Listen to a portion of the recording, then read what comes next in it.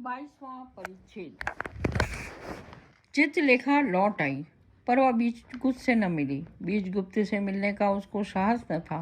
वह बीजगुप्त के प्रति अपराधिनी सी उसने यह अनुभव किया कि वह सीधे अपने स्थान को गई। चित्रलेखा ने अपने ऐश्वर्य सदन में ही साधना का जीवन व्यतीत करना आरंभ किया। उस जीवन में उसने शांति का अनुभव किया। वह पश्चाताप की अग्नि से सहर्ष जलने को तैयार थी। उसे अपने से ही घृणा हो गई। उसका कार्यक्रम दिन रात का रोना था। वह बीजगुप्त से प्रेम करती थी। बीजगुप्त के प्रति उसके हृदय में कितना गहरा प्रेम था उसने उतने दिनों के वियोग के बाद अनुभव किया, पर अब यह स्पष्ट हो चुकी थी। कुमारगिरी के पागलपन और मूर्खता के एक छोटे से क्षण में आत्मसमर्पण करके वह बीजगुप्त से इतना प्रेम करती थी कि वह बीजगुप्त को धोखा न देना चाहती थी। उसने अपराध किया था। उस अपराध के फलस्वरूप उसे निराशाजनक वेदना की असह्य ज्वाला में जलना ही इष्ट था। जितना अधिक वह जलती थी उतना ही अधिक उसको सुख मिलता था। जितना अधिक वह रोती थी उतनी ही उसे शांति मिलती थी। इस प्रकार चित्रलेखा को एक मास हो गया। एक दिन वह बैठी हुई रो रही थी कि दासी ने उसको सूचना दी, आर्य श्वेतांक आपसे मिलना चाहते हैं। वह चौंक खड़ी हुई। क्या बीजगुप्त ने उसे बुलवाया है? कहाँ है? मैं चलती हूँ। श्वेतांक अतिथि भवन में बैठा हुआ चित्रलेखा की प्रतीक्षा कर रहा था। चित्रलेखा को देखकर उससे आश्चर्य हुआ। वह पीली पड़ गई थी। उसका सौंदर्य विकृत हो गया था। वह पहचानी तक नहीं जाती थी। देवी, तुम्हारी यह क्या हालत है? अच्छी तो हूँ, इतना कहकर चित्रलेखा बैठ गई। थोड़ी देर तक दोनों मौन रहे। चित्रलेखा ने पूछा, आर्य बीजगुप्त तो कुशल हैं? श्वेतांक के मुख पर दुख की एक हल्की सी रेखा दौड़ गई। हाँ, आर्य बीजगुप्त अच्छी तरह से हैं, पर उनमें बहुत बड़ा परिवर्तन हो गया। परिवर्तन हो गया? चित्रलेखा का कौतूहल बढ़ गया। कैसा परिवर्तन? क्या उन्होंने विवाह कर लिया है? एक रूखी मुस्कुराहट के साथ श्वेतांक ने कहा, नहीं, उन्होंने विवाह नहीं किया है। विवाह तो मैं करने जा रहा हूँ। सामंत मृत्युंजय की कन्या यशोधरा से मेरा विवाह होने वाला है। उसी में निमंत्रित करने के लिए मैं आया हूँ। पर आर्य बीजगुप्त ने एक बड़ा त्याग किया है। वे देवता हैं। सामंत मृत्युंजय मुझसे अपनी कन्या का विवाह नहीं करना चाहते थे क्योंकि मैं निर्धन था। आर्य बीजगुप्त ने अपनी पदवी तथा सारी संपत्ति मुझे दान कर दी है। वे पाटलिपुत्र छोड़कर बाहर जाने वाले हैं। केवल मेरे विवाह के लिए ही वे रुके हैं।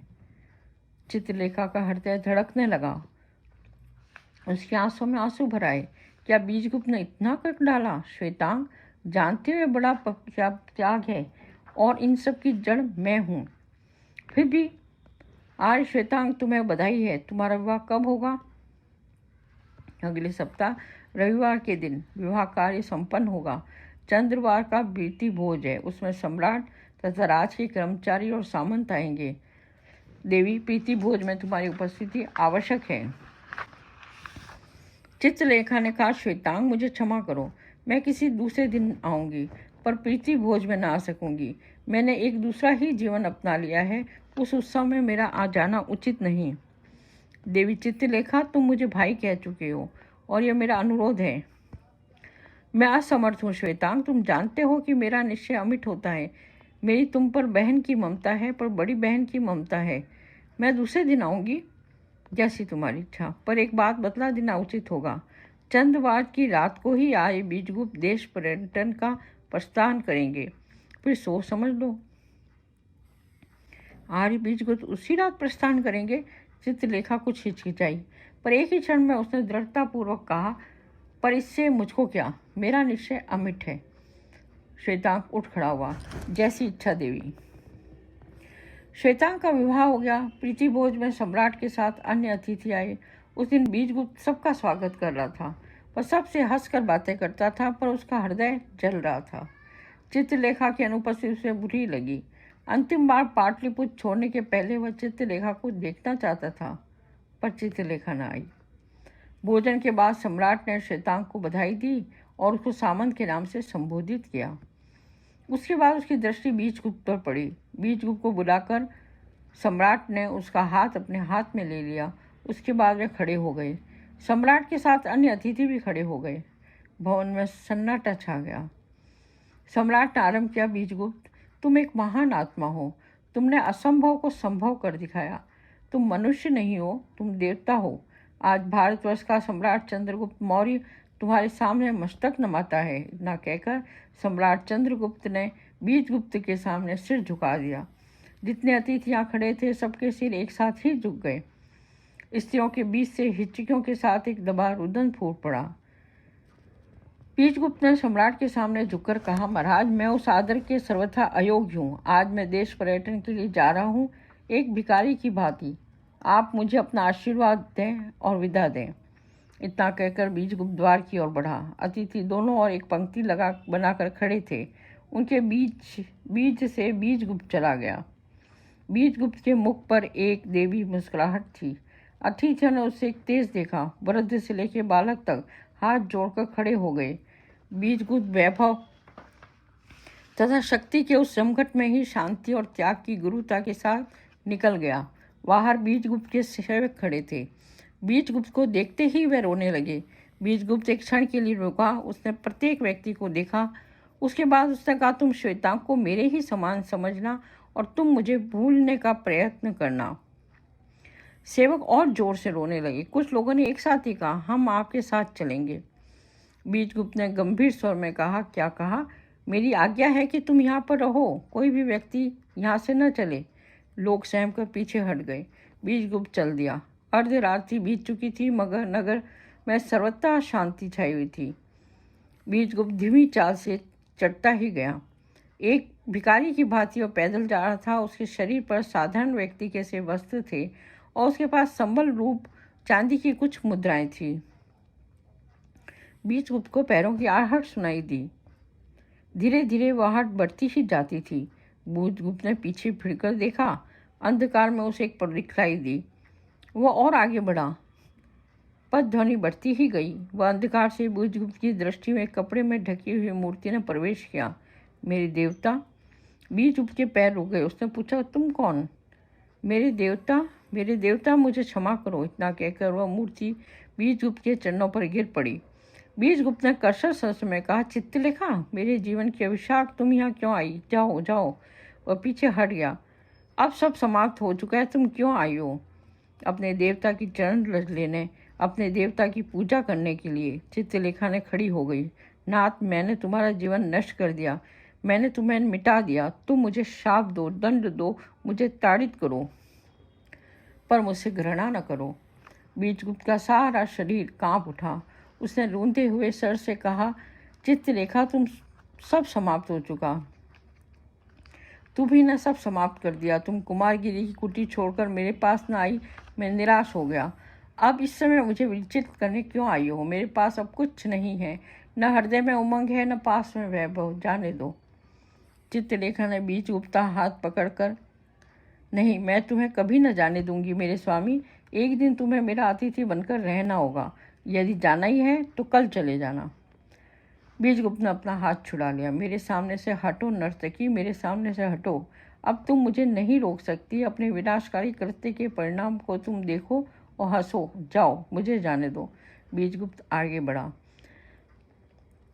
चित्रलेखा ने बीजगुप्त के पैर पकड़ लिए। मैं कहती हूँ, मैं तुम्हें न जाने दूंगी। तुम्हें मेरे साथ मेरे घर पर चलना होगा। बीजगुप्त, मेरे नाथ, क्या तुम्हारे हृदय में मेरे प्रति प्रेम मर गया है?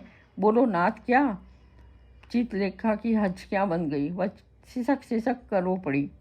बीजगुप्त अपने को संभाल न सका। उसने कहा, हाय रे, यदि प्रेम ही मर जाता तो मैं ये वैभव काहे को छोड़ता? चित्रलेखा, मैं चाहता हूँ मेरे हृदय में तुम्हारे प्रति प्रेम मर जाता, पर यह न हो सका। इतना कहकर बीजगुप्त ने चित्रलेखा को उठाकर आलिंगन करना चाहा, पर चित्रलेखा हट गई। नहीं मेरे देवता, मेरे शरीर को अविश्वस्त न करें। मैं अपवित्र हूँ, पतिता हूँ, पापिनी हूँ। मेरे देवता, चलिए, आप मेरे भवन को चलिए। मुझे आप पवित्र कीजिए। अपने शाप की अग्नि से तपा कर आप मुझे पवित्र कीजिए। चलो, बीजगुप्त कह उठा। चलो चित्रलेखा, संसार में एक तुम्हारी ही बात मैं नहीं टाल सकता। मुझे जितना गिराना चाहो गिराओ, पर यह वचन दे दो कि तुम मुझे कल न रोक सकोगी। मैं वचन देती हूँ। चित्रलेखा अपने भवन पर पहुंची। उसने बीजगुप्त के शयन का प्रबंध करा दिया। उसके बाद उसने कहा, नाथ, तुम शयन करो, तुम प्रातःकाल बातें करूंगी। इतना कहकर वह चली गई। बीजगुप्त अवाक सा उसे देखता ही रह गया। प्रातःकाल चित्रलेखा ने बीजगुप्त के पास आई। स्वामी, मुझे आप अपना चरणामृत दीजिए। बीजगुप्त और चित्रलेखा के इस व्यवहार पर आश्चर्य हुआ। यह क्यों? मैं अपने को पवित्र कर रही हूँ। मेरे स्वामी, मैं अपने मार्ग से विरत हो चुकी हूँ। मैं योगी कुमारगिरी की वासना का साधन बन चुकी हूँ। मेरे अपने शरीर को क्रोध में आकर उसको सौंप दिया है। मैं उस शरीर को पवित्र करना चाहती हूँ। चित्रलेखा ने अपनी सारी कथा बीजगुप्त को सुना दी। अब आप समझ सकते हैं स्वामी कि मैं आपके पास क्यों नहीं आई। आप मुझे क्षमा करें। केवल इतनी सी बात? बीजगुप्त ने हंस पड़ा। चित्रलेखा, तुमने बहुत बड़ी भूल की। तुमने मुझे समझने में भ्रम किया। तुम मुझसे क्षमा चाहती हो? चित्रलेखा, प्रेम स्वयं एक त्याग है, विस्मृति है, तन्मयता है। प्रेम के प्रांगण में कोई अपराध नहीं होता। फिर क्षमा कैसी? फिर भी यदि तुम कहलाना ही चाहती हो तो मैं कह ही देता हूँ कि मैंने तुम्हें क्षमा किया। चित्रलेखा बीजगुप्त की चरण पकड़कर बोली, नाथ, तो फिर तुम मुझे स्वीकार करो। यह किस प्रकार संभव है? देवी चित्रलेखा, मैं भिखारी हूँ, मैं वैभव त्याग चुका हूँ। अब यह किस प्रकार संभव है? नाथ, मेरे पास अतुल धन राशि है। मैं तुम्हारी हूँ, मेरा धन तुम्हारा है, फिर तुम निर्धन कैसे?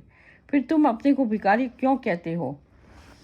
तुम्हारी संपत्ति, तुम्हारी धनराशि ये मेरे काम की नहीं है।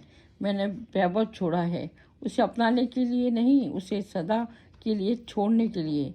मैं तुम्हें ही एक भिखारिन के रूप में स्वीकार कर सकता हूँ। चित्रलेखा उठ खड़ी हुई। तो फिर ऐसा ही हो। संसार में हम दोनों भिखारी बनकर निकल पड़े। प्रेम और केवल प्रेम हमारा आधार हो। मेरे देवता, मैं अपनी संपत्ति आज ही दान किए देती हूँ। रात को हम दोनों ही अथाह संसार में प्रेम की नौका पर बैठकर निकल चलें। चित्रलेखा का मुखमंडल चमक उठा। उसके नयनों में एक प्रकार की ज्योति आ गई। उसकी आत्मा प्रकाशमान हो गई। बीजगुप्त ने चित्रलेखा का चुंबन ले लिया। हम दोनों कितने सुखी हैं।